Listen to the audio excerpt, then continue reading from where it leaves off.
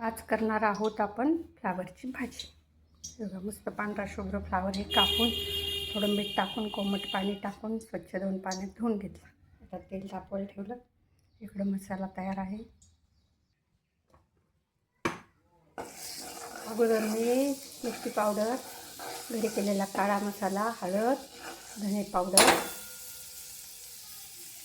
हे टाकले। आता काळा मसाला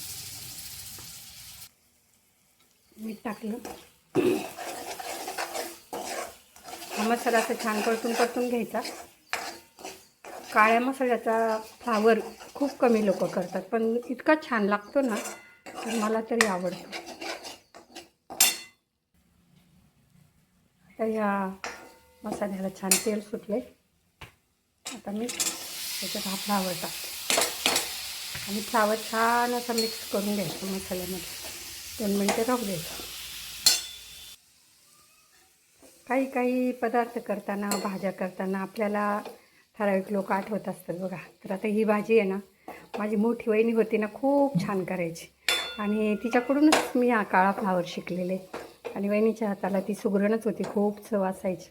हा काळा फ्लावर आहे ना, अगदी तिच्या पद्धतीनं मी करते आणि तो केला की मला हमखास तिची आठवण येते। बघा आता याच्यामध्ये मी गरम पाणी घातलं।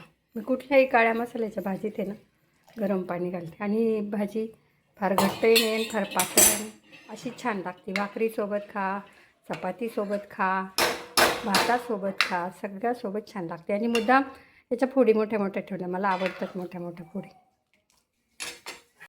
आपली फ्लावरची काळ्या रश्श्याची भाजी रेडी आहे। हे बघा, अशा प्रकारे आपली फ्लावरची काळी रश्श्याची भाजी तयार आहे आणि रंगही खूप सुरेख आला आहे आणि स्वाद तर नक्कीच चांगला असणार आहे। तर या जेवायला। आणि व्हिडिओ आवडला तर लाईक करा, फॉलो करा, सबस्क्राईब करा आणि कमेंट पण करा। धन्यवाद।